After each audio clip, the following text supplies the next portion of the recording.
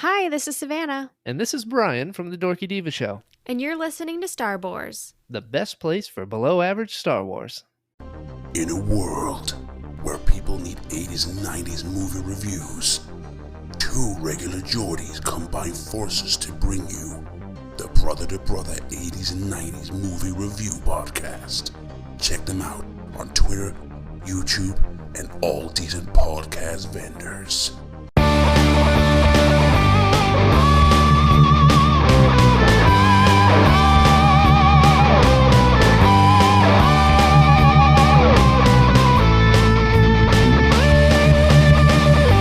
Welcome to Star Wars, best place for below average Star Wars.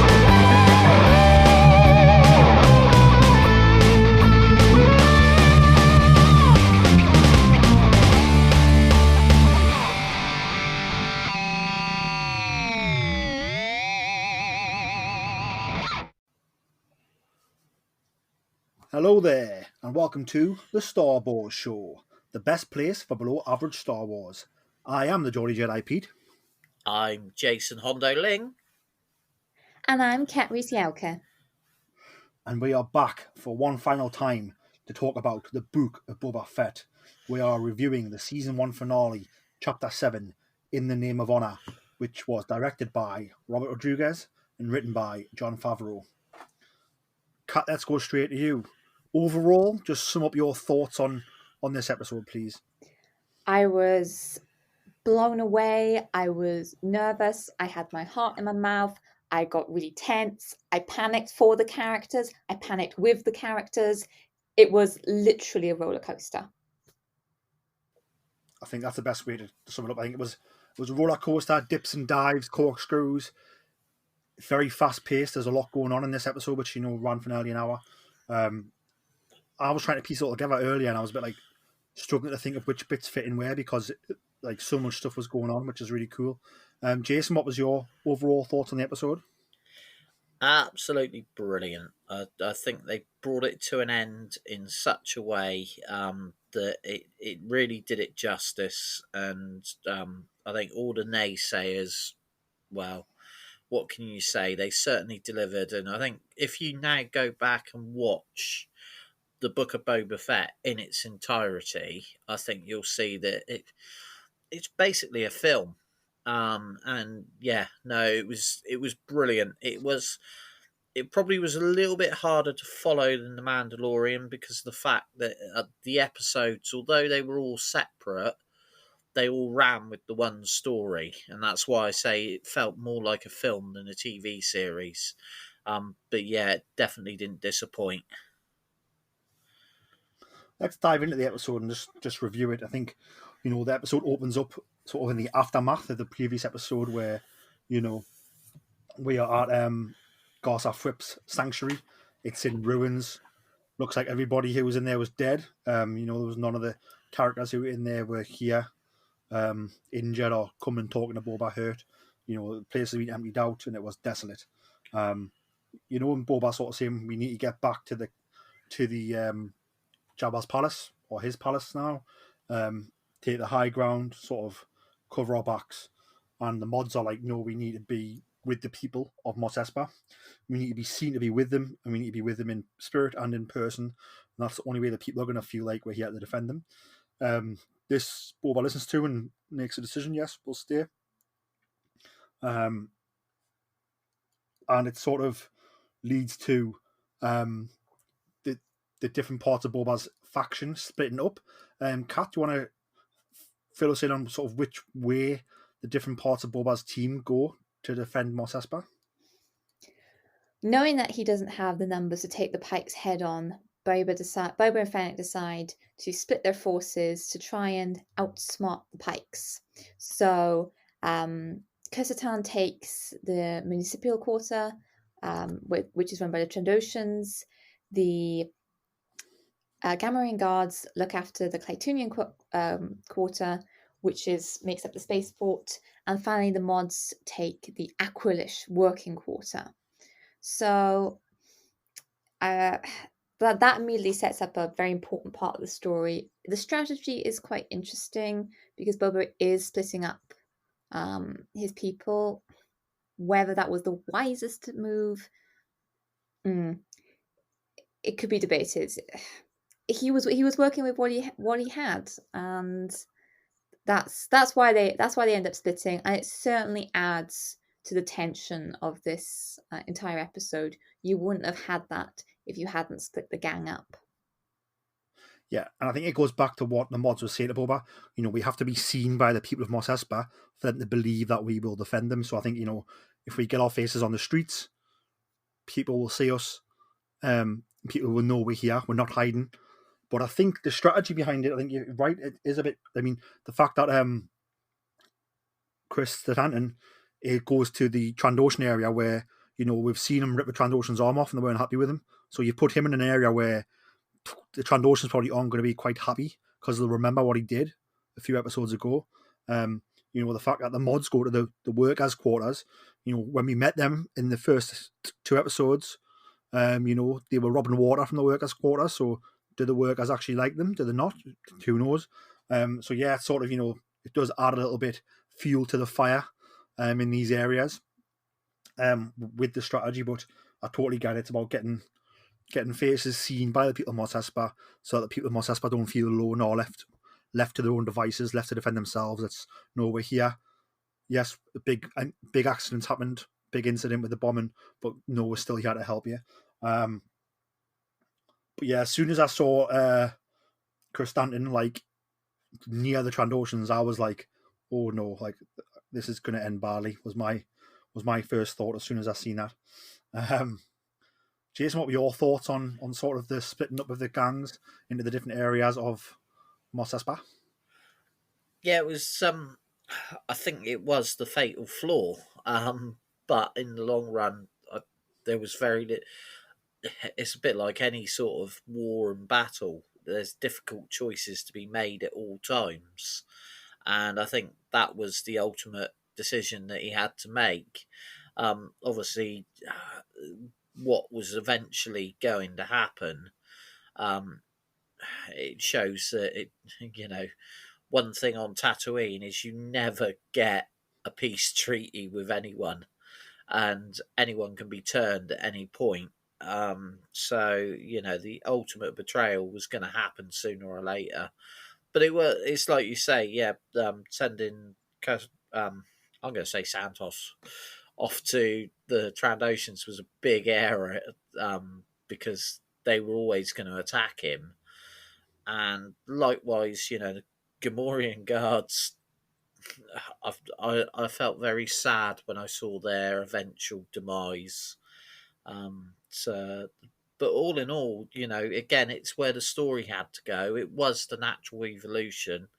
Like the mods said, if they'd have just gone and hidden in the palace, they wouldn't have gained any respect. Which means that when the final battle actually happened, they wouldn't have had any support from anywhere. Yeah, and it's also about the results after the final battle. Boba wins the battle, and they've been with the city the whole time, and the city are going to accept him as the leader. Yeah. Obviously, so we see the different groups of Boba's gang sort of vanish into the different areas, as Kat sort of expertly described there. And then we have a visitor to Boba at the sanctuary, and it is one Cad Bane. Kat, what were your first thoughts on the way Cad Bane sort of strutted up to the sanctuary, and sort of this face off between him and Boba Fett? He's one-time protege. He has always been sort of the biggest, baddest bounty hunter in the galaxy, and I think the way he strutted onto the scene just played into that. I mean, Fennec said nobody could get past them. Fennec, the deadliest woman in the galaxy, and here comes Cad Bane just strolling down the street, all arrogance, and I think it just plays into the deadliness and the seriousness of his threats. And it's that history he's got with Boba Fett that goes so far back, all the way to some deleted episodes of the Clone Wars, that really sort of sparks the animosity between Boba Fett and Cad Bane as they try to not negotiate. And Cad is there, he's delivering some seriously low blows to get Boba Fett emotionally distracted from the battle. It's he's manipulating Boba Fett, and he's being really cunning and devious, and he's living up to the bane of his name. Definitely. For me, I thought, one thing we missed, is before Cad Bane shows up here, we see him with the Pikes in the mare, and the Pikes let slip that it was those people, it was the Pikes who killed the Tuskens and made it look like the Nick 2 biker gang. And Cad Bane asks, does Fett know? And obviously the Pikes say no, but you can see straight away that Cad Bane sort of makes a memory of that, logs that in his brain. Is that information I can use later to try and get a response out of someone, possibly? And I think it is in the scene, isn't it, where he has the conversation, isn't it, about the Tuskens, and it does nearly get Boba to fight him. Yeah, it is that moment. And I think obviously what I loved about this scene was that, after he brings up the Pikes killed the Tuskens, and Boba sort of is ready to go for him, and Fennec's in his ear, and she talks him down. I think it probably takes about 3-4 times for her to talk him down, but she never stops, and she just keeps being calm. And then obviously he raises his hand from underneath the blaster to on top of the blaster to rest it, and he just tells Cad Bane that negotiations are over. Go and tell the Pikes that. Jason, what was your thoughts on this first showdown between Fett and Bane?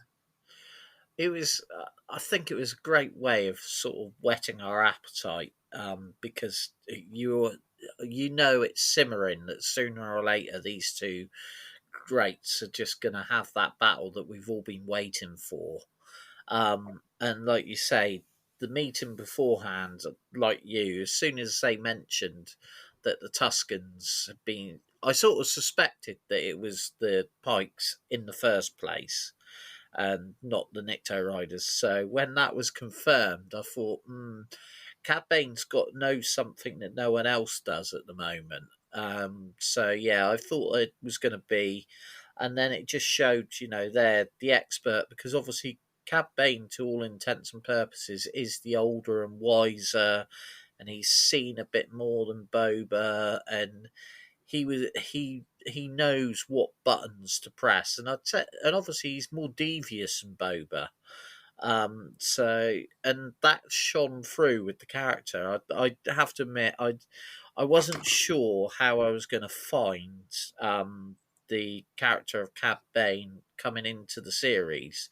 I enjoyed the way they introduced him in the last episode, and then the way they carried him on. In some ways, with the inevitable end to what was eventually going to happen, I just thought, I'd love to see a bit more of this character.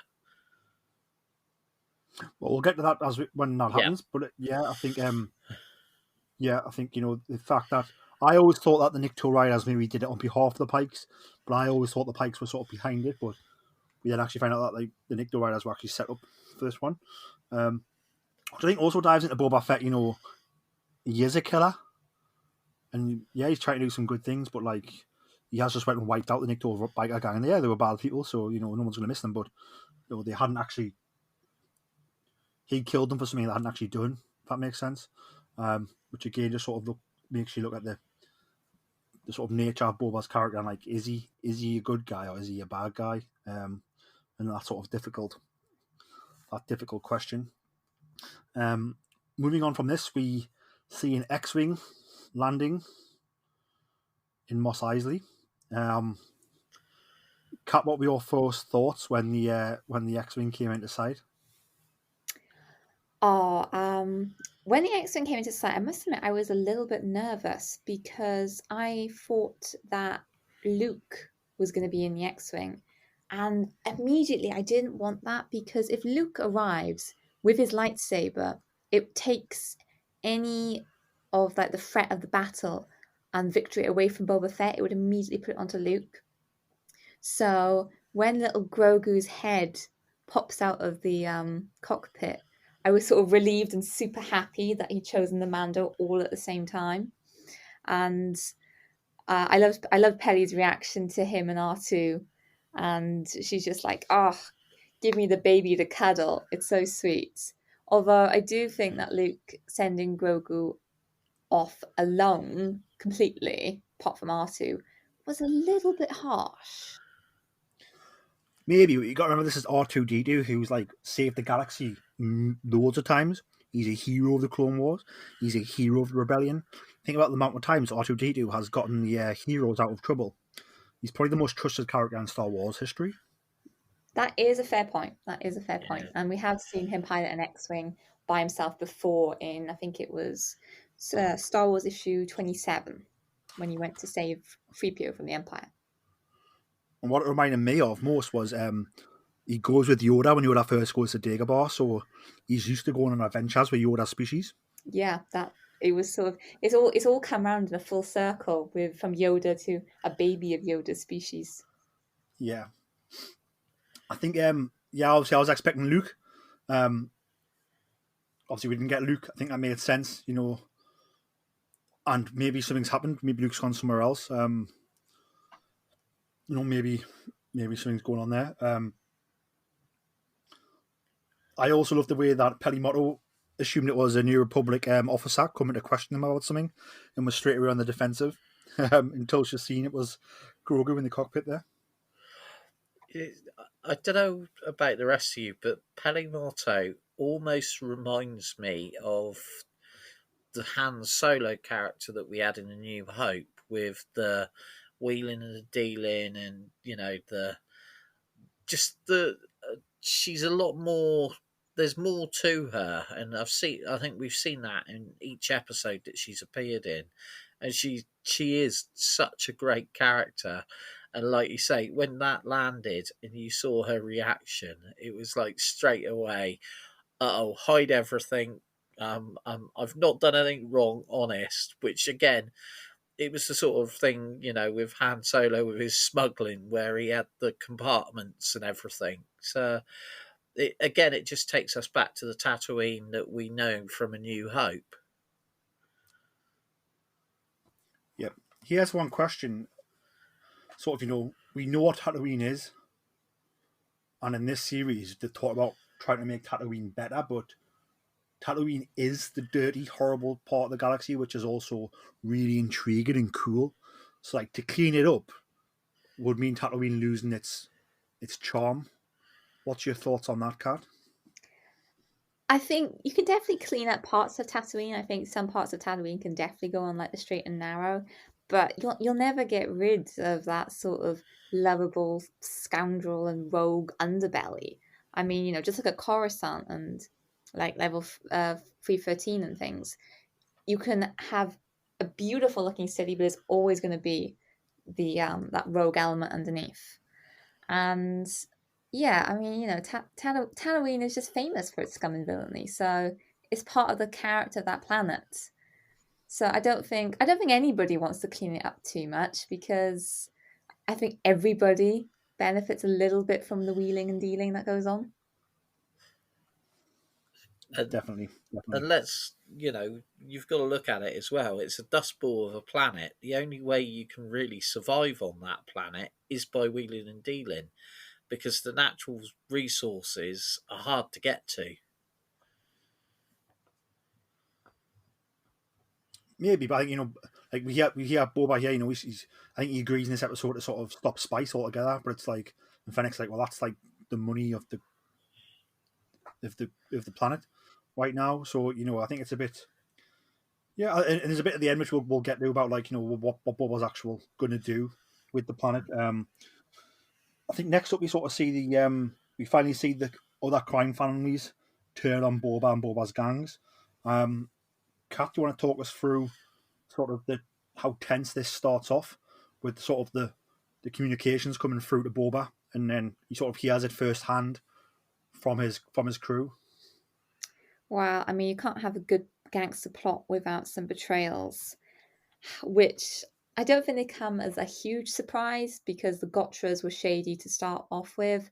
But yeah, the tension of this particular part of the episode was through the roof because you've got all these comms going off of the mod saying something feels wrong. Kursatan is looking round and he can sense there's something in the air. There's beyond the regular animosity of the Trandoshans, and even the Gamorreans can tell that there are some figures approaching that shouldn't be approaching. And it all kicks off from there, and it all seems really, really bad because of the way the forces are split. There's no numbers to help in any of the sectors, and it just feels like total chaos. It's total chaos for everybody, and I really felt for all of Boba's team. It was just like I didn't want anybody getting hurt, and seeing all that chaos and the way they were pinned down, it really, really struck a nerve. Jason, how did you sort of, you can sort of see it coming as it starts to unravel, and it just sort of plays out in front of you, and it's quite tense. Sort of, what were your thoughts on sort of the unraveling of Boba's plan? It was the ultimate divide and conquer. Everyone. The thing is, they were relying on the backup that at that time didn't look like anything was coming. So they then had to spread all of what they had thinly, which is what they didn't want to do, hence why the Mando had gone off looking for support. I have to admit, it did crack me up with the episode where he went off to when he went to find the backup, and I was convinced when he flew over those Jawas, the Jawas were going to come back and save the day. But that was obviously in the previous episode. But at the same time with this, you thought someone's got to come and help these guys out. So there was the inevitable that it was going to happen. But as I say, seeing the way everything unravelled, as you say, was so tense. And I so didn't want to see those Gamorrean guards go over the edge. That was heartbreaking for me. I've never thought that I'd be so upset to see those little piggy creatures go. But then obviously, Did you not fancy any bacon for supper, Jason? yeah. Oh no, no pork chop jokes. No, and it's the whole thing. They do look like the love child of Kermit the Frog and Miss Piggy, but they just are. The way they sort of, I think we talked about it with the first episode, where they were. You thought, oh, they've turned from being jabbers to Bib Fortuners to now Boba's protectors. They're gonna, if they think they're going to save their bacon, sorry for the pun there, they were going to go, they were going to side with someone else. So to see them actually fall in battle, stay loyal to Boba, I thought was brilliant. And in the long run, they were probably, his most loyal supporters and the ones that truly paid the price for what in effect was almost his mistake.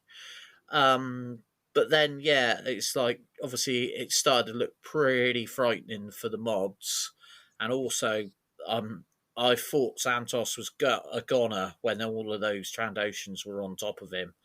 It was, it was relief when I saw what eventually happened to him, but I have to admit, I feared for him then, and I thought, oh my god, they can't destroy this character, surely. Same, that was terrifying. Even though Kursatan is a mercenary, I did not want anything happening to him. And the 8 Trandoshans piling on top of him, oh my gosh, it was gruesome. Was it only 8? It felt like so many more. Well, I watched the episode again before coming back on, and I counted 8. Correct me if there was more. Oh, it was, but that whole scene, and again, hats off to Robert Rodriguez. The filming of this episode, I think, was, as I say, it was motion picture worthy, and it just took it above a bar, and the tense nature of the whole thing just played out perfectly. Yeah, I think I've got no problems with the pace and the tenseness. I think one of the problems I had watching it, because it took me out of it a bit, was how many sort of during this whole sort of battle, how many shots Chrysanthemum took, laser blast wise, and also when the waves and waves of pikes are attacking the sanctuary, and Boba and Mandalorian are defending the sanctuary, like those guys take quite a lot of hits. And I know they're wearing Beskar armor, but it Yeah, doesn't cover their entire bodies. So it was, they took a lot of hits, and Chrysanthemum took a lot of hits. Yeah, and he's only got armor on those two straps. It looks like, and I doubt every shot hit those. It did seem a bit like, our heroes can't die here. Um, I would have liked to see, maybe don't pepper them with that many shots, because it's sort of a waste. If that makes sense. yeah, no, Like I completely get that. like when we've seen Chewie get shot in the arm and need medical attention in The Force Awakens, we've seen Leia get shot in the shoulder and need medical attention. Cad Bane's just been shot last week, one shot, and he's down and out. But then here, like, everyone looks unstoppable. Like, it's not the blaster shots to Chris Stanton that take him down. It's the 8 pound on top of them type of thing. So yeah, that took me out of it a little bit. But other than that, I was enjoying the action. Like I said, the Yeah. pace and the tenseness I could feel coming out of the movie, out of the show, which was fantastic. What were your favourite parts of this whole sort of battle going on across Mos Espa, Kat? Oh, I think probably my favorite of them all is Boba and Din Djarin's sort of conversation before they think about taking on the Pikes, and Boba Fett says he'll stand by the people of Mos Espa. He won't leave them. He won't cut and run. And Din Djarin says, "I will stand by you by creed, by honor." And it really summed up the title of the episode, but the honor between the two of them, the honor for what they're fighting for.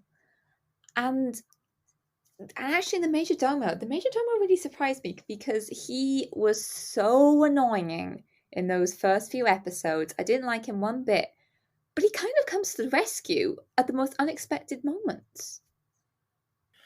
Oh, but that was such a brilliant way of using him, because basically Boba put him out there thinking he was going to get killed, and that was to me, yes, he's the one that is always going to be expendable.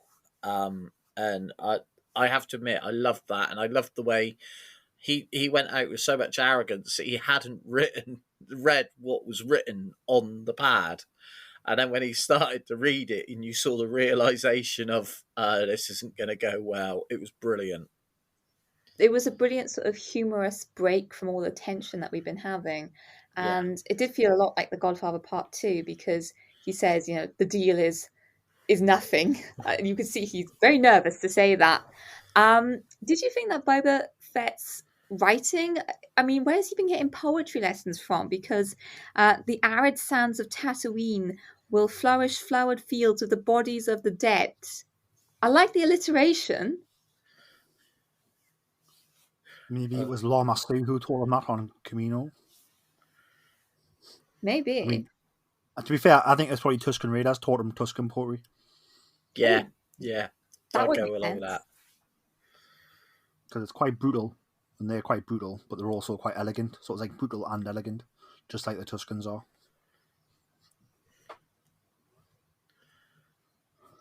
That's I think, that's one thing that I did feel this series. It's almost sad that we didn't get a different tribe of Tusken Raiders coming in to almost, because of the relationship that Boba had with the tribe that he was with. There was a little bit almost. I wish the Tuskens had been brought in later into the series as well. Maybe, but I just think, we see Boba's sort of entire time with this tribe, and there's no other tribes involved, so the other Yeah. tribes wouldn't know that Boba had formed a bond with this tribe, if that makes sense. Oh, but he's legendary. He's legendary, but like they wouldn't know that he's connection to these dudes. Like, do you know what I mean? So I think it'd be like, oh yeah, like they probably thought the Raiders burnt them as well. Like, do you know what I mean? True. Yeah, and if they did know, they might be mad. Like, well, until Boba come along and got his in the spice trade, you weren't going to die. Um, There is 'cause that side of it.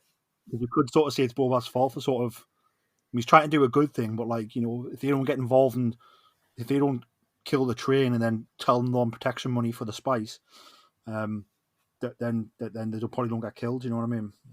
Yeah. I think one of the cool things was the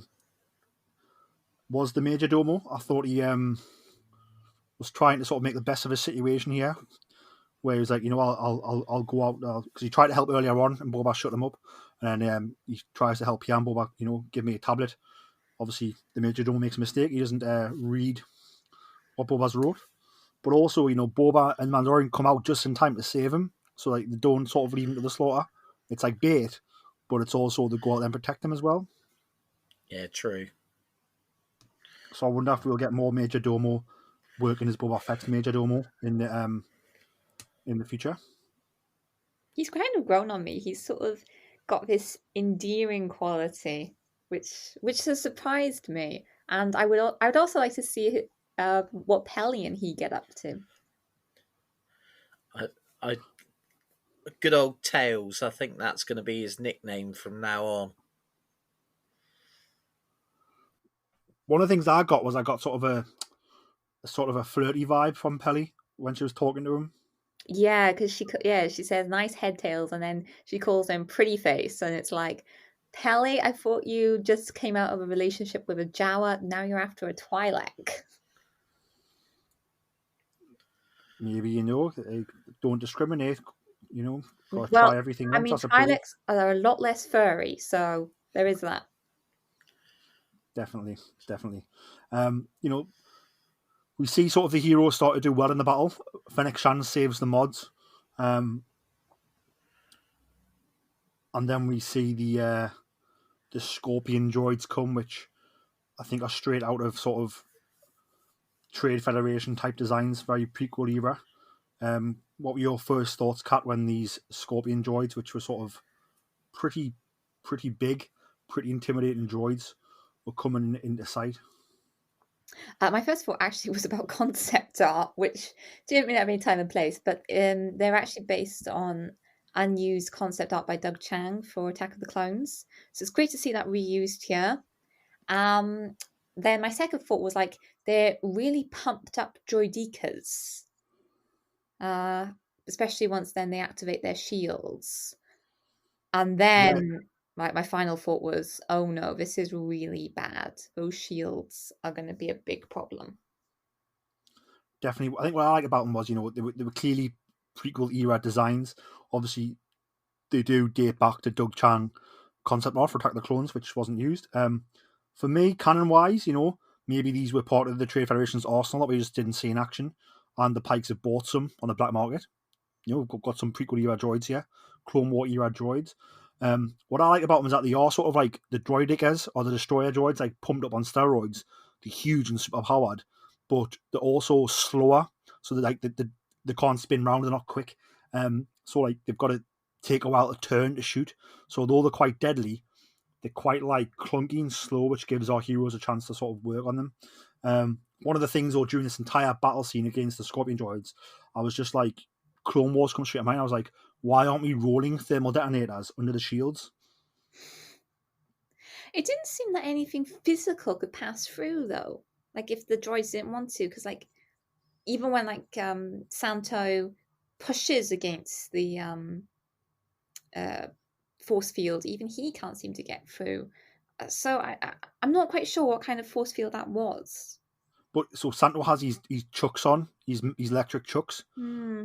Like he's like knuckle dusters, so like that's like hitting it. The dark saber's obviously bouncing off it. The blaster shots are bouncing off it. But like, I don't know if you could just walk through it maybe and attach a bomb to it, but who knows? But yeah, I was just like, just roll a thermal detonator under the shield. I thought it was brutal when that one, when Chrysanthemum is sort of trying to punch his way through using the knuckle duster. When its back leg just comes out and just kicks him. Yeah, that was tough. Oof. Yeah, it was pretty brutal shot. You know, you could feel the physicality of that, which was fantastic in the shoot. So yeah, I thought these droids, and there was two of them, they cause a big threat. Nothing can get through them. Not even the dark saber would appear. And then that's when Boba like says, "I need to go and get backup, some other type of backup." And that's when Mando's like, "You've run out of friends. I don't know what you're talking about. There's nobody else in backup." What did you make of? Obviously, Chrysanthemum. They come and pick Chrysanthemum up, the mods.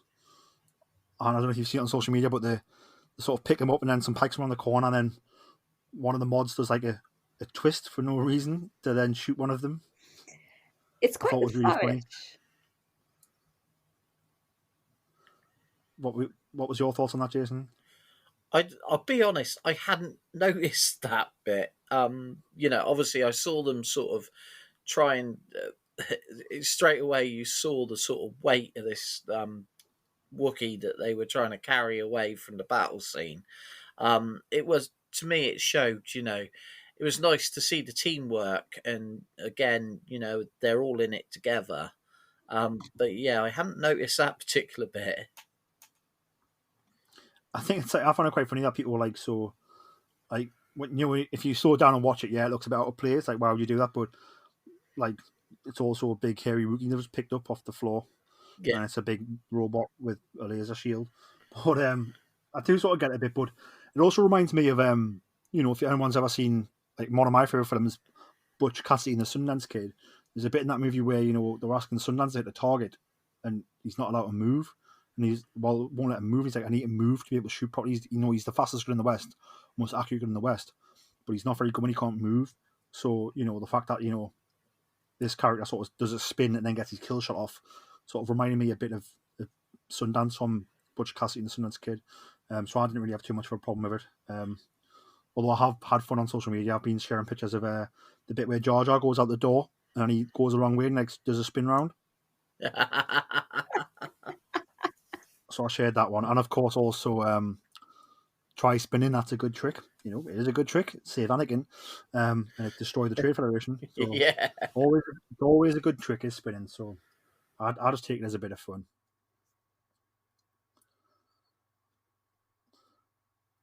Have we missed anything before we get to sort of the finale of the battle? Do you think before Boba shows up again? Well, we've got Grogu and Din Djarin's reunion, which was really sweet.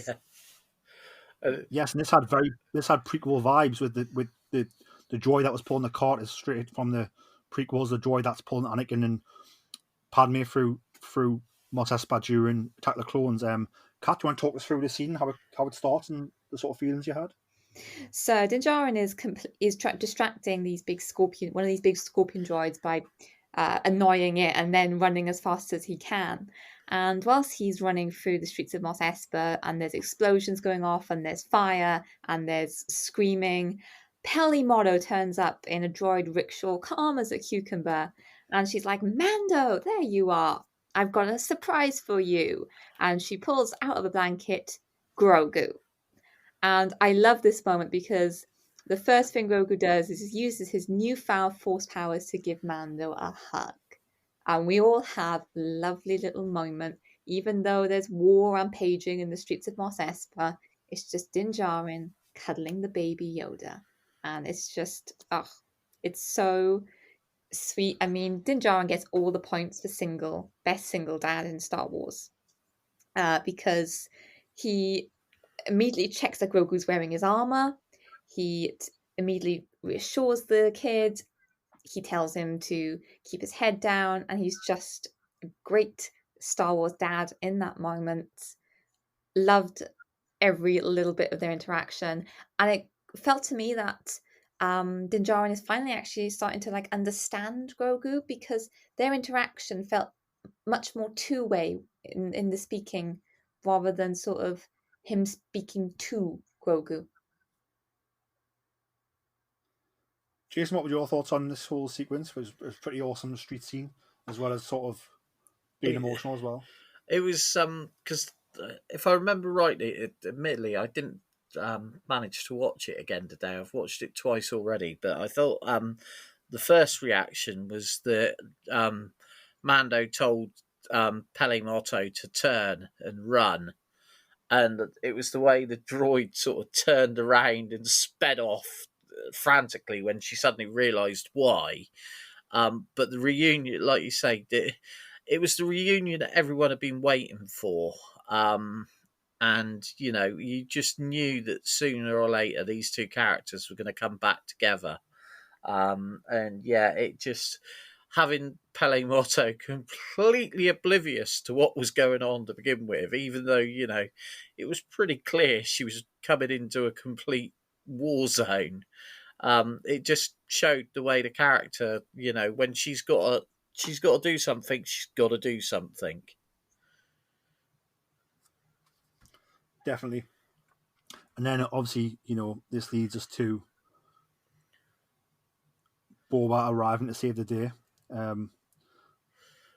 Classic. On the Rancor, which has been teased since Danny Trejo first showed up with the twins, with the Rancor sleeping. Kat, what were your first thoughts on how they set this up and how it was sort of a sort of a monster movie in this final 10 minutes?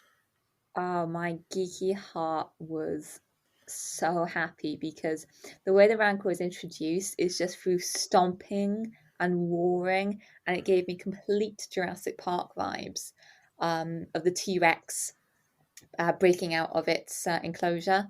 So I absolutely love that reference. Brilliant! It was just brilliant. I love it when Star Wars references other classic films, and then it just unleashes on this scorpion droid, and it's one of the first times that we've properly seen what the capability of a Rancor is, and this is just a young one, and it is completely,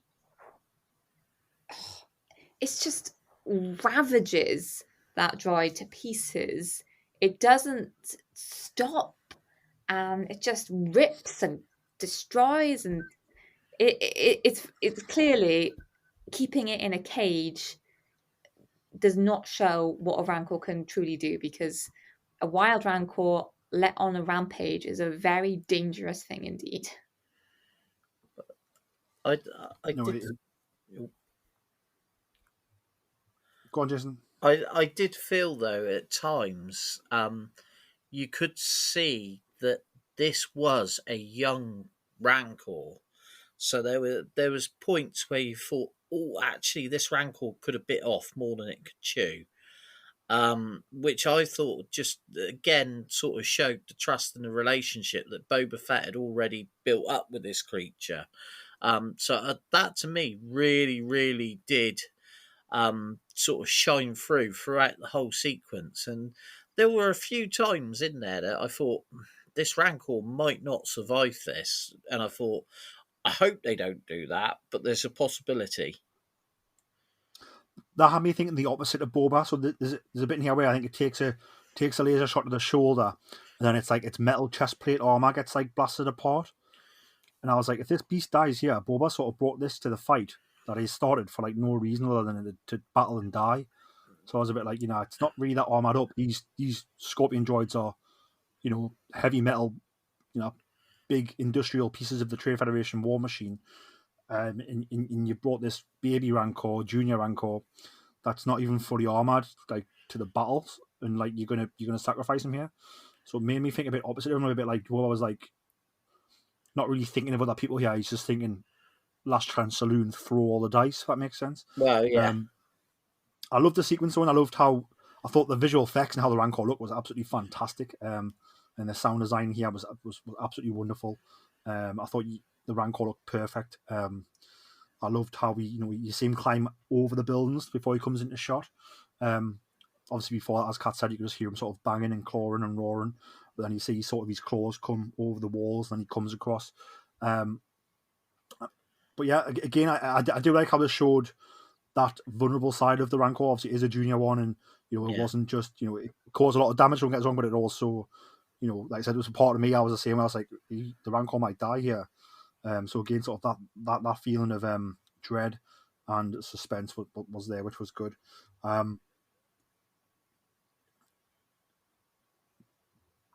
going from this, Kat, sort of, what were your thoughts on the end of this battle? The end. I mean, the ending was hard fought and hard won. But it really brought the people of Tatooine together, because we have the silly rats and the, I think, sand scurriers is sort of what they call each other. So you had the people of Freetown out from the desert dunes with the mods, the city slickers of Mos Espa, and I loved how it was a joint victory. It was a victory for the people of Tatooine, and while they're celebrating, then we get that brilliant cutscene between Boba Fett and Cad Bane yet again, and it's like the main battle's been fought, the Pikes are on the run, but there's still that one vendetta left. Yeah, definitely. I think for me, obviously, something we haven't talked about. When Freetown turn up, the Weequay who we've seen, throughout Mos Pelgo's scenes in this series and The Mandalorian, sort of says we're here to avenge the death of Marshal Cobb Vanth. Which is a bit like, if everyone watched the last episode and it didn't look like he died, but you're here now telling us he did. So there's a little bit of a misdirect here, as we know by the end of the episode, but it was a bit strange.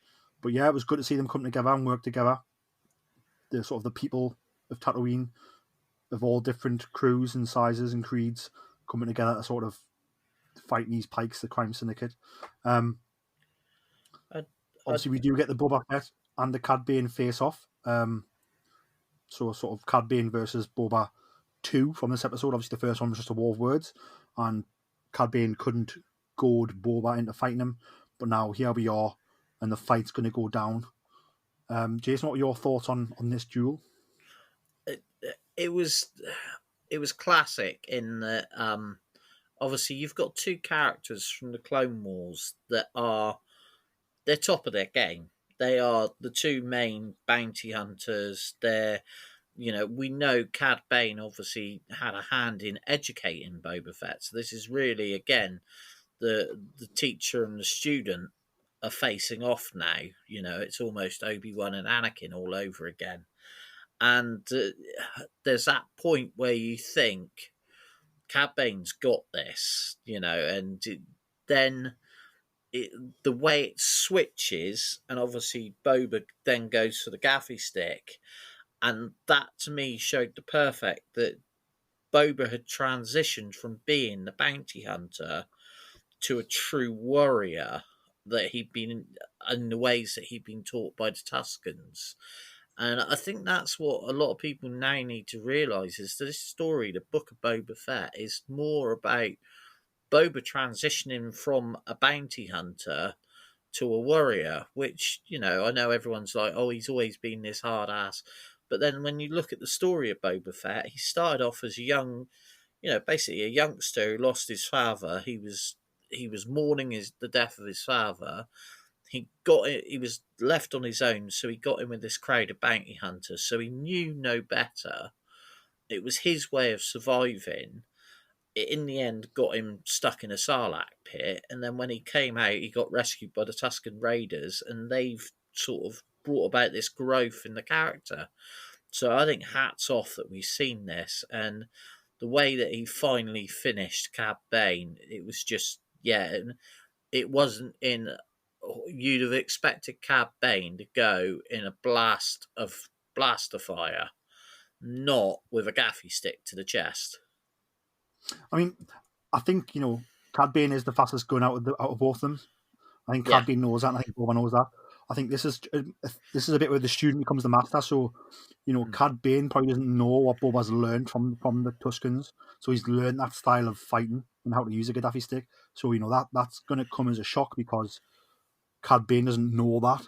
So he thinks he's got the upper hand here, but actually, guess what? No, there's something you don't know about me because I've been away and learned this. And now I'm going to use it, and it's going to shock you. And like I said, he pulls the Gaddafi stick and he's able to use it in hand-to-hand combat to defeat Cad Bane. And Cad Bane's obviously ultimately shocked because he didn't see it coming, because the Boba he knows didn't have that in his arsenal. Kat, what were your thoughts on the final showdown? I thought it was very symbolic that um, Boba Fett supposedly defeats Cad with a weapon that Cad Bane doesn't know, because just before that moment, Cad says, you should only rely on yourself, or something to that effect. But if Boba Fett hadn't found the family that he did in the Tuscans, he wouldn't have had that weapon to defeat Cad Bane. So it's sort of that beautiful symbolism. Although I actually remain skeptical whether Cad Bane is dead. I don't think he is. If you notice when there's like The light is still flashing and it's making a sound. so there's a little badge on the left hand side of his, or the right hand side of his chest, part of his tunic, that is like, it's got a red light, it's flashing and it's making a noise. I would like to think he hasn't died, because I thought, the stab and the noise he made when he let his breath out sort of wasn't really that sort of mega, if you know what I mean. It was a bit anticlimactic. The sort of the stab wound and the noise that Cad Bane made was a bit anticlimactic. Like, it didn't remind me of someone who was dying there. Like, do you know what I mean? Mm. Being a Duros, there's no guarantee that his heart is actually there, and he may even have like more than one heart. There was certainly no blood or anything. Yeah, so I've got a feeling that yes, he was defeated, but like, I don't think he's died here. Story-wise, it would be a shame to bring in such a legacy character only to just like kill him off within 2 episodes of bringing him into live action. I get what you're both saying, but in some ways I hope they have, because I'm sorry, but they're bringing back and resurrecting characters too easily now. I just feel that he's had his final duel, the duel that everyone's been waiting for, and Boba Fett's won it. If we go back, then they meet again later on, and it's sort of, we're going over old territory, and it's what J.J. Abrams was always criticised for with Force Awakens. You're just repeating the old storyline. I think you've got to. One thing for me is that, he's being paid by the Pikes here. When they first meet in this episode, Boba says, "You're late if you want a job." Let's just say, "Come and fight for me." So this job's over now. The Pikes go off world. So if they were to meet again, like, would they be enemies? Like, I don't know. Not to mention, it's what the people want. I mean, Matrix Resurrections, Loki miniseries. People want these characters resurrected. I want characters resurrected. It still hasn't happened. Yeah, but it's just old hat. I don't think it's all hat with this character. I think we haven't seen him live action ever, and we've had him in about 7 minutes of footage. So is that old hat we've seen him for 7 minutes? It's the whole live action. See, this is the problem with me. For me, it's about the story. The story's told over the animation and the live action. So for me, we've had quite a lot of Cad Bane. There's normally a beginning, a middle, and an end, and I feel we've had that with Cad Bane. And I just feel that but then again, it's like I say, that I was talking to someone earlier, and the thing with Star Wars is everyone's got these different preconceptions from what they've read, what they've seen. So we're all going to have a wish list of who's going to come back. But in this case, I feel they've done the character justice. I didn't feel that he was that major a character that he's lived up to what his character was there for. But maybe show him in the Bad Batch a bit more. I just think his death wasn't that gruesome. I think they've filmed it in a way where if they don't want him to be dead, he's not dead. Possibly. Because the fact they made the design choice to have the badge start flashing and making a noise, is that calling somebody? Is it something in under his tunic that like fills up wounds with like plastoid or Bacta? And also, like I said, the noise he made when he got stabbed wasn't really that painful. Like, do you know what I mean? And like I said, the stab wound didn't look that bad. Like that part of the Gaddafi stick's maybe 2 inches deep. So I just think they've worked it so that he doesn't have to be dead if they don't want him to be. Yeah, no, Um, I get where you're coming from. I just hope that I just hope that it doesn't necessarily retread old ground. But it's the thing is, it's like we said, like you said, everyone saw the death of Cobb Vanth and they thought, no, they've sunk not quite right like that. Then, as you say, the Weequay says, yeah, he's dead. And you thought, oh, blimey, he was dead. well, Because I mean, I didn't believe the Weequay. I was like, you're telling lies, Weequay. yeah, see, I just it sang true for me that he would show up because obviously he was Vanth had said to him, if the people hear what I've got to say, obviously he never got the chance to say it, but the Weequay was the only one that knew that Cobb Vanth was convinced that he had a way to convince the people. So therefore, seeing him killed by Cad Bane, that would then, it made sense that the Weequay was at the front leading them all to say, okay, we're doing this because he told me that we were going to need to do this and I trusted him. But they tend to do him, so they must know he's not dead. That makes sense because he's not dead because at the end of the episode he's not dead. It's in the battle Yeah. tank. It's also part, I think, of the title, in the name of honor. The people of Freetown come to fight to honor Cobb Vanth and his deal with Din Djarin. True, very true. I think Cobb Vanth managed to tell them, like, I'm too injured, I can't go. I'm like incapacitated here, I might die. But like this is the situation that we've just discussed, like, and then they went, yes, we'll go, we'll honor you. Yeah. Obviously, Kat, what happens next after this bit, and sort of what were your thoughts on the last sort of scenes before we get the credits?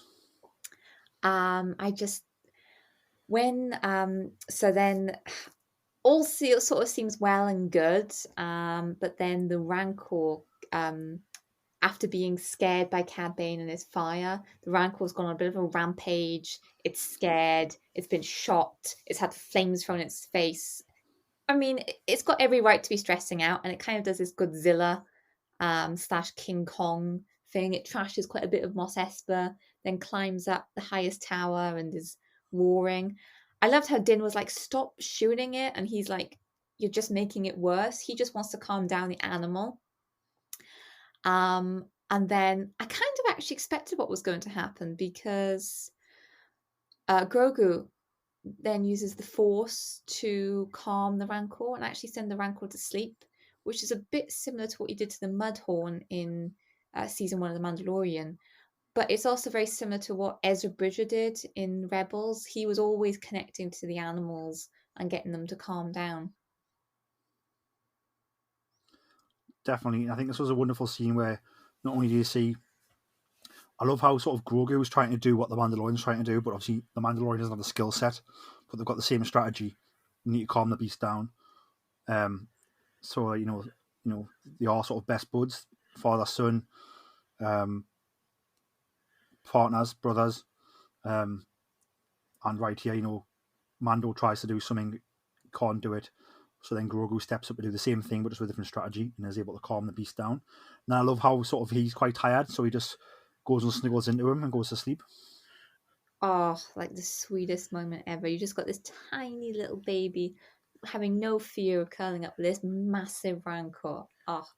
I actually, as I watched that scene, I could hear Kat's voice in my head going, "Oh, that's so cute." And I knew, I thought, if anyone's going to love that sequence, it's Kat. And I have to admit, it was again, like you say, harkened back to what we already knew of Grogu. But I think it showed him that he's becoming a little bit more powerful, and he's learning to use his powers a little bit more in a controlled way. Because obviously, if it had gone the same way as the Mudhorn didn't survive, whereas he's now learnt to control it, probably through teachings of Luke. and it didn't have to end as bad as it could have done. For me, the whole sequence with the Rancor, it was like you say, it was King Kong straight through. It made me think back to the first season of The Gallery, where John Knoll, one of the special effects guys, was talking about how he got into the world of special effects, and he said that he'd actually seen King Kong on TV and wrote to his local TV studio to say he was unhappy about the treatment of King Kong in the film. And as soon as I saw Grogu sort of calming the Rancor, I thought he's been taking lessons off of John Knoll all the way through this. By the way, that was a terrible impression of my voice. I know, it was supposed to be. It was just I could hear your voice, and that it's just the sweetness, and you love everything to do with Grogu. I know. The scenes were very King Kong-esque, and it also reminded me of the Zero Beast episodes of Clone Wars. Yeah, absolutely. And I think definitely. they were also inspired by King Kong as well. So Yeah. Do you think we'll get a live-action Zero Beast soon? ooh, I mean, I think they're almost bigger than crate dragons, so I'm not sure. It would be interesting to find out whatever happened to that Zelo beast, because obviously we know that the Emperor was up to no good with it, and it would sort of fall in with everything that we're seeing. Well, as Azilla Beast did cameo in Age of Resistance, Kylo Ren #1. I don't think it's the same Zillo Beast unless the Emperor planted it there. Maybe it's on Exegol. Could be. That's where everything else goes, isn't it? It's met a fiery end if it's on Exegol. Yeah.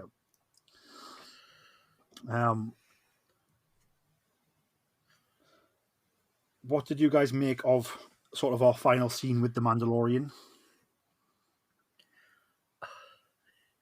Do you mean the little bit with Grogu tapping on the Perspex dome? So Mando's obviously going off to... Well, let's talk about the mayor first. So, we go back to Mos Eisley and the Pikes hideout room where the mayor was with the leaders of the crime families of Mos Espa and the Pikes, and, something bad goes down. Full-on assassin shit goes down. Kat, do you want to talk us through it? Oh, wow. Fennec proves herself the deadliest woman in the galaxy. So in the Desert Survey Office in Tatooine, the Pike leader is hiding with the three heads of the Gotras and Mayor Mok Shaiz. Turns out he's not on holiday off-world. He's hiding with the Pikes. They suddenly realize that they're going to be double-crossed by the Pikes. No surprise there. And the Pike leader says the Syndicate is withdrawing from Tatooine. They've lost half their men. The other half were eaten by the Rancor. So they're going to cut and run. Before that can happen, though, there is shots outside. The Pike leader calls for the guards. No response. And then, I mean, they never stood a chance. They were literally caught in a barrel because shot after shot, Fennec grabs them all, and she actually she hangs Mayor Mok Shaiz with some kind of sort of rope. I don't even know where she got that from. Is that some kind of wire? That was brutal. We've not seen that before in Star Wars. Definitely the end he deserved. I mean, he betrayed his people, so definitely deserved that. But yeah, the Pike leader then is terrified. He keeps looking up because there's all these sounds, and somehow Fennec had actually snuck inside, and then she stabs him, and then she just cleans her dagger and walks out. Job done. Yeah, I thought this was an absolute assassin masterclass. There's a reason why she is sort of, a master assassin known throughout the galaxy. Jason, what were your thoughts on this sequence and sort of the end of the Pikes on Tatooine, and also the fact that, the Pikes don't get to fly off and get help or backup or tell the story. The Pikes die on Tatooine. it was the inevitable end, and it's funny because all the time everything was going on back in Mos Espa. I was thinking, yeah, Fennec Shan's off doing something, and for me, it was obvious what her mission was, and who better than to finish everyone else off, tidy everything up for Boba Fett, literally tie up the loose ends in the case of the mayor, and it was a really the whole sequence was set up perfectly. The Pikes were doing what we knew the Pikes would do. As soon as they weren't winning, they were going to cut their losses and run. And so the end for the rest of them was inevitable. But it was, again, I loved the way Rodriguez shot it all, and the fact that you didn't see Fennec Shand doing it. It was all done, everything was done in the shadows, which is how an assassin should be. Which, yeah, it was one of my favourite parts of the episode, actually. It's also a fantastic power play by Fennec for Boba Fett because they can now put like their own heads of the three Gotras for Mos Espa, and they can also hold it over them.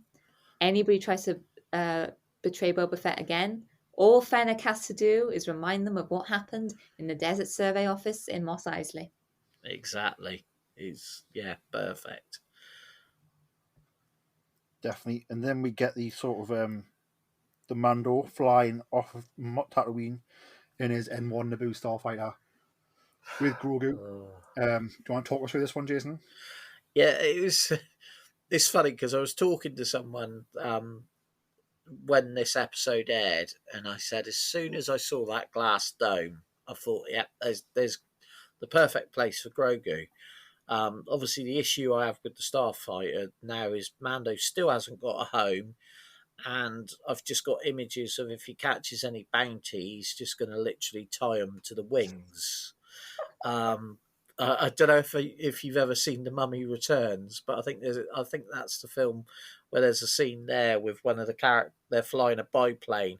They've got a character strapped to the wings, and that's how I think he's going to be claiming his bounty from now on.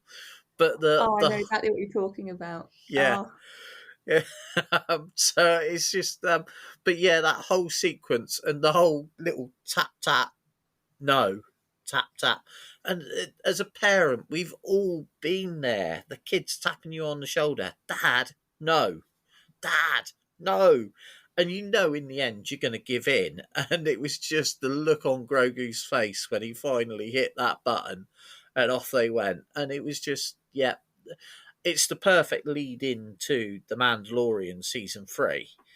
And then, obviously it was like, well, what's happening back with Boba Fett? But yeah, I did love that whole sequence.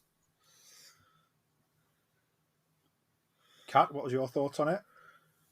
It's funny that Jason actually brought up the fact that yeah, there is only the cockpit and the droid port for Grogu in that ship. I thought that actually when they were building the N1 starfighter, I was like, this is a starfighter. This isn't meant for bounty hunting. There's literally no cargo hold. So I actually think it's hinting that for The Mandalorian season 3, Din Djarin isn't going to be bounty hunting. I think he's going to be off helping to rebuild Mandalore. Yeah, I agree with you there. But yeah, Grogu just being insistent on going super fast and then letting out this squeal of delight. It is so relatable, I think, for any parent. Anybody who has a dog and the dog just keeps scratching at the door or whining. If you care for furry, baby, child, anybody will relate to that. Definitely. And then going back to Tatooine, we see Boba getting the respect he deserves from the people of Mos Espa because of everything he gave during the battle to save them from the Pikes.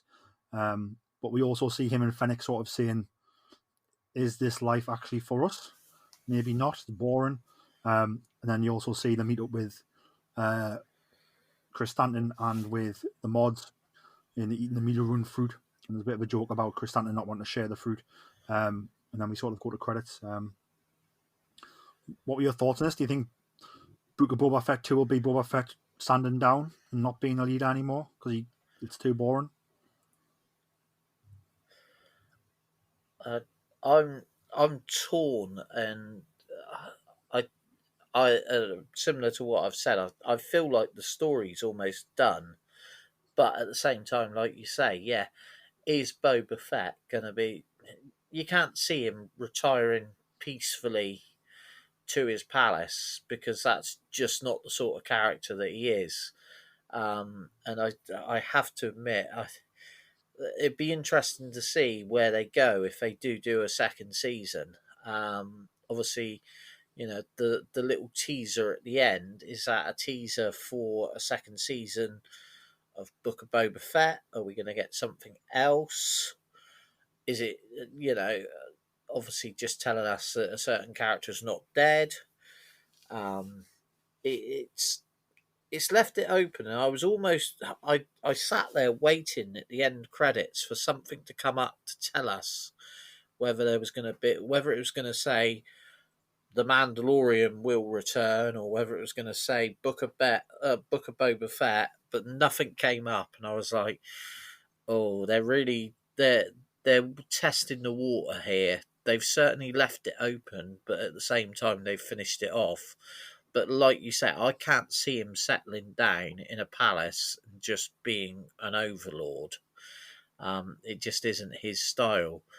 But the one thing that I did love is there's a comment where he says, I think Fennec says to him, "You need a back to bath," and he then said, "No, that's already taken."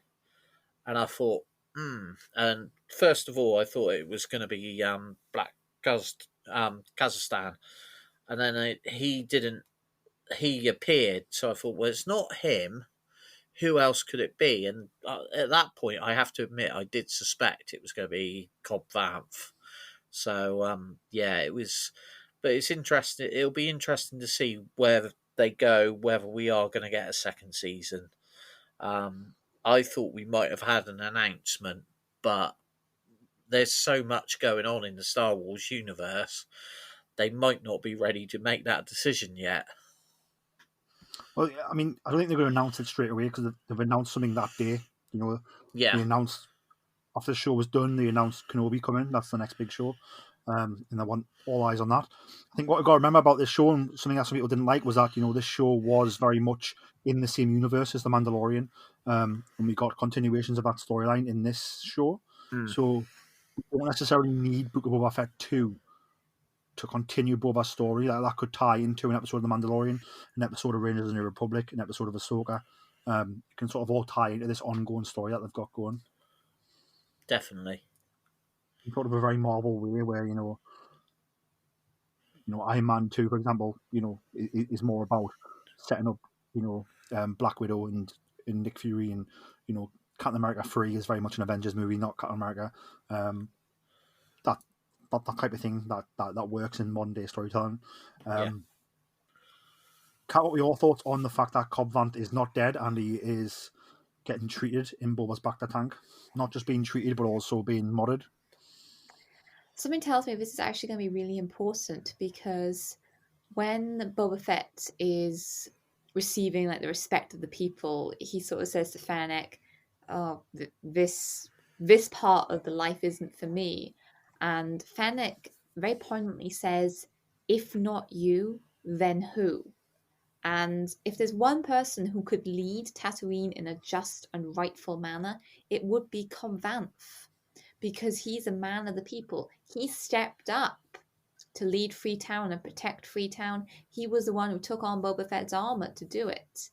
So for Boba Fett to pass on the mantle to Cobb Vanth would make, I think, perfect sense, because Cobb Vanth definitely could lead Mos Espa and bring order to the city.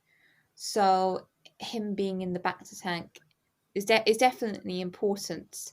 And when his Weequay pal said that he was supposedly dead, yeah, it didn't ring true, because the shots that Cad Bane did fire, it looked like it hit him in the shoulder or just below. So it's good that he isn't gone, because I think that if Boba Fett's story is continued, whether that's in a season 2, whether that's in Mandalorian season 3 or something else, it's going to be him passing on the torch to Cobb Vanth. And if anything, I think Boba Fett might want to sort of work as an agent, sort of trying to bring peace to lawless areas. Definitely. I think for me, I want to see, the biggest thing for me was, I thought Cobb Vanth was going to be alive. I think when, they mentioned the back of the tank, and when Chris Stanton wasn't in it, we seen him with Amelia Roon, I was like, someone else is in the back of the tank. It's probably my first thought was, is it Cad Bane or is it Cobb Vanth? And it was indeed Cobb Vanth.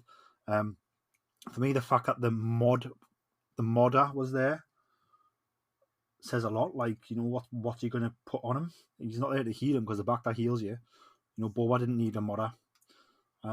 So are we going to see like a RoboCop version of Cobb Vanth in the future? What type of modifications is he going to get? So that could be quite cool. Any closing thoughts on the episode, Kat? I think it was a very good finale. It took that sort of gangster vibe that's run through a lot of the episodes, and it brought it together in such a tense and suspenseful manner. There were some moments, to dread watching, others to completely celebrate, and I think it's been all these episodes have been a very different take on Star Wars, and they've really grown Boba Fett as a character. So I've enjoyed it, because although this isn't the Boba Fett fans know from The Empire Strikes Back, Return of the Jedi, it's not quite the Boba Fett we've seen in the comics. This is Boba Fett, in a new chapter of his life, and I think it's done an incredible character arc in only 7 episodes, of which he's only been in like 5.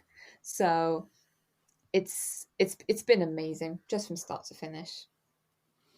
I'm glad you brought that up, because I think for me the biggest takeaway of this whole season was, Grogu's choice, the choice Grogu had, almost very similar to Lone Wolf and Cub, if you're familiar with that sort of Japanese tale of, asking a young child to choose between the sword of revenge and the ball of play, and what would a child choose? And Grogu, Luke given the choice of saber and being a Jedi, or the shiny suit, the shiny chainmail, and going back to his friend, the Mandalorian Din Djarin. Although we didn't see the decision made, we saw Grogu arrive in Tatooine to join back up with Din Djarin, and we saw what Grogu was wearing. What are your thoughts on this apparent decision? And do you think it is as black and white as he's chosen the Mandalorian, or do you think it's a case of maybe there's a third option at play here? I think firstly, Grogu is now the Star Wars Frodo in his little mithril suit. I think it's so cute. It's interesting that they didn't actually show his choice. I almost get the feeling he hasn't made a choice. Something doesn't quite ring quite right about it. I don't know what, but the fact that they didn't show Grogu making the choice makes me think he's either gone back to the Mandalorian temporarily, or he's made like a third option. Maybe the silver ball. Maybe the silver ball was the third option. He's come back for that. I think premonitions and seeing the future is a big part of Star Wars and the Force. It's what Anakin feared most. He could see this future. Luke has dreams of the future on Dagobah and Empire Strikes Back. What if he's like seen those scenes on Tatooine and then thought, I need to go there and like calm this beast down, so I need to choose the armor, because that's going to get us where I need to be to calm the beast down.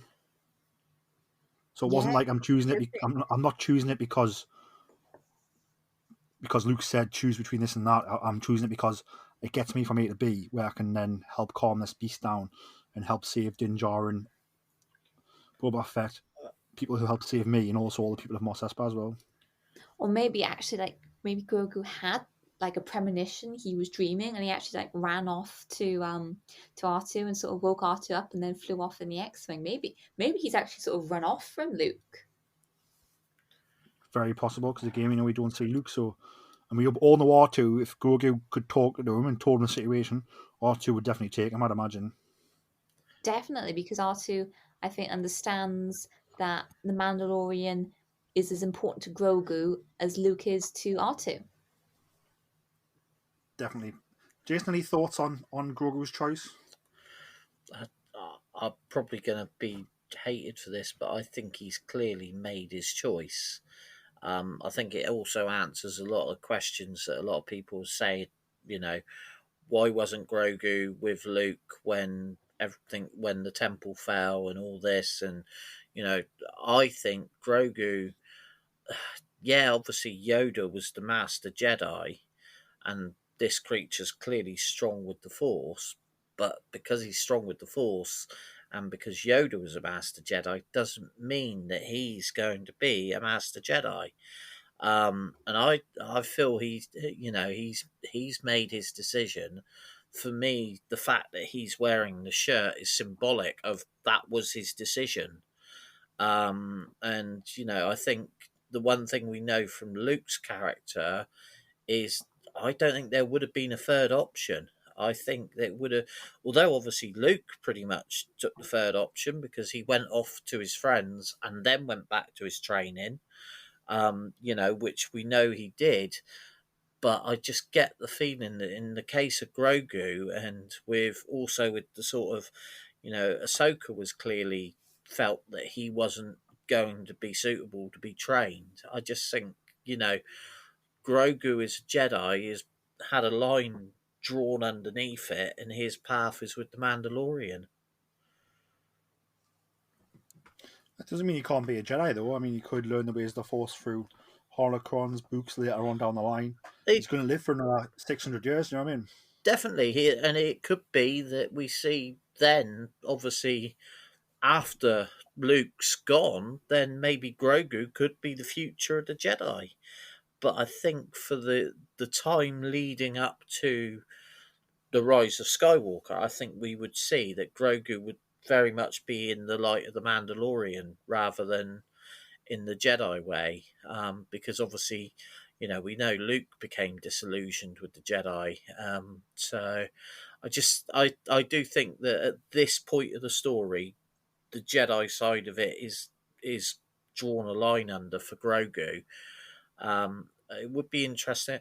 I did enjoy the fact that we actually saw the building of the Jedi Temple and we saw, where Luke's at this point, and clearly he's building. And obviously we know Ahsoka's still off on her journey, which we're going to see in the next TV series. So, or not the next TV series, but next year. So there's plenty, but I have a feeling Grogu's place for the time being is definitely going to be with the Mando. And have you got any closing thoughts on the episode and the whole season, Jason, before you wrap it up? As a whole, like I said, I think it's proved the naysayers wrong, in my opinion, because it's given us a very clear character arc. We've seen the growth. We've seen what everyone wanted to know. How did Boba Fett escape from the Sarlacc pit? And what brought him to the character that we saw in The Mandalorian? And I think we've seen that side of it, but we've also now seen his growth after that to a very different... He's a very different Boba Fett, and he's not the Boba Fett that people necessarily wanted him to be.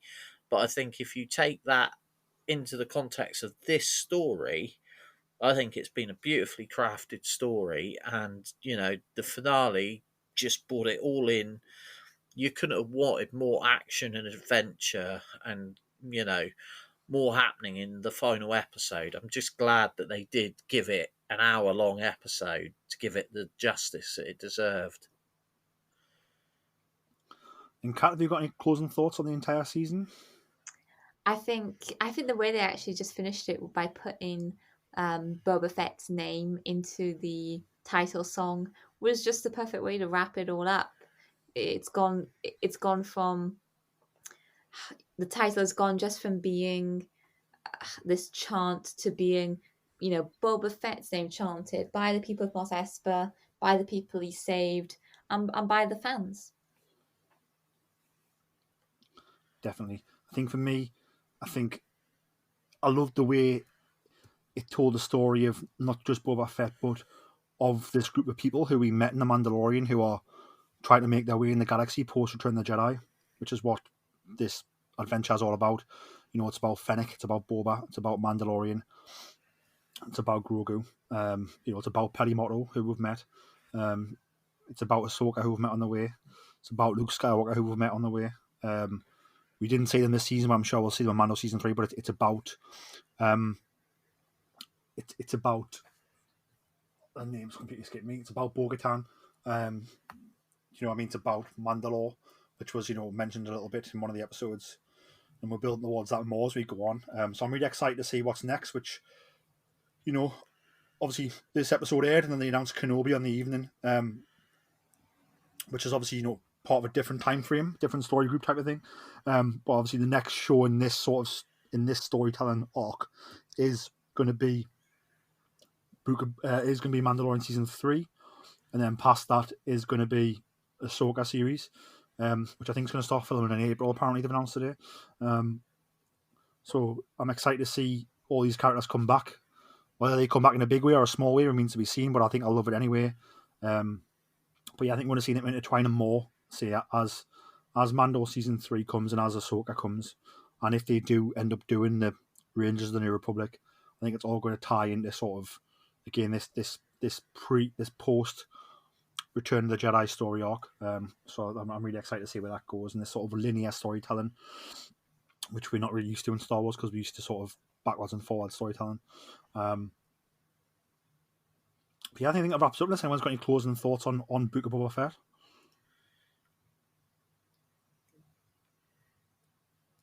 Take it as a note. No, I think we summed it up. Yeah, I think we've geeked out our hearts out about every episode, and I think the fact that they've just been getting longer and longer has just showed how much there's been packed into each one. Has been so good. Definitely. Obviously, been a lot of other news dropped. About Kenobi, the new series coming, the release dates. We'll talk about that in a future episode. February 7th did mark the second annual Star Wars podcast day. And Star Wars did do an episode, so if you go back and check out episode 80 of the podcast, it's myself and long-time collaborator Ian back talking some Star Wars for Star Wars podcast day. And I'll say this week is the week of Star Wars podcast day, and you're going to get 2 episodes. You're getting this one, and you're getting the previous one, which was the podcast day special. Kat, where can people find you on social media? You can find me at Kat Kylo, both with K's on Twitter. Always happy to talk Star Wars and anything Kylo Ren. Jason, where can people find you on social media? As usual, at Hondo Ling on Twitter. And you can find me on Instagram and Twitter at Geordie Jedi Pete. You can find the podcast on Facebook, Instagram, and TikTok at Star Wars Podcast. You can find the podcast on Twitter at Boars Star. If you listen to this podcast on Spotify, you can now rate podcasts. So please give us a 5-star review. Again, it just helps other people find us and puts us at the top of the charts. If people are searching for Star Wars, we'll come up closer to the top if you give us a 5-star review. That's a new feature at Spotify. If you listen to us on iTunes or Apple Podcasts, as it's now called, I'll show my age there with that one. Please, again, give us a top review. And again, it just helps people find us easier. And, whatever app you're listening on, whether it's Breaker, whether it's Overcast, there's loads, Podchaser, Podbean. Again, if there's a feature on there to give us a review, please just give us a top review. Again, just helps other people find us. It helps us when booking guests, and it helps us, other listeners, find us. But yeah, other than that, thank you very much for joining us, listeners. Kat, Jason, thank you very much for coming on. It's been a pleasure as always. Always a pleasure, Pete. These And deep remember, dives are so much fun. It is. It's been the most fun. And remember, always tell that to Kanja Club. Hello, Star Wars listeners. This is Savannah Odit. You might know me as host of The Dorky Diva Show with my co-host Brian Balance. I am also producer of The Adventures of the Zolan Dart, which is a Star Wars-inspired audio drama that we produced over the last year. If you love stories about smugglers, courage, heroic characters, and maybe a few foes along the way, you should go to thedorkydivashow.com and listen to The Adventures of the Zolan Dart today. Shout! We've got your pigs. Were any of the critters harmed? What did you do now?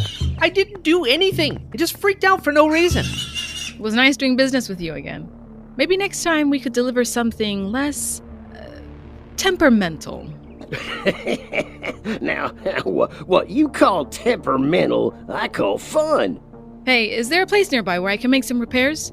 3 clicks south of here, you'll find a small spaceport. They should have what you need, as long as it's nothing too big. Dynamic class? My stars, you don't hear about many of those still being space-worthy. It's been in my family for a while. She's pretty great. Any chance you have a hovercart we can use to load up? I'll check out the HoloNet to see if anything new has come up in the sector. My name is Sereth Khan. I am the chief here on Kamai. My people and I have been experiencing food shortages as of late due to unforeseen natural occurrences. We are looking to hire someone. I say we take this one. The pay is great, and it's the type of job we're familiar with. Welcome. You must be Captain Otoa. I've already sent word to Pac 2 to expect you in the next cycle or so. You told him we were coming before we even accepted the job. That's rather presumptuous, isn't it? Perhaps, though once I received confirmation that you were interested and on your way here, I couldn't help but hope. Fair enough. Well, we'll be back as soon as we can. Well, that's not good. Is that blaster fire I hear? So you're the one. Captain, it sounds like they want to do this the hard way. I love when they got some fight in them.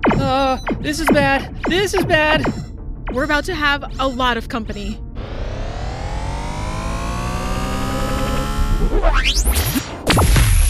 I'll see you soon.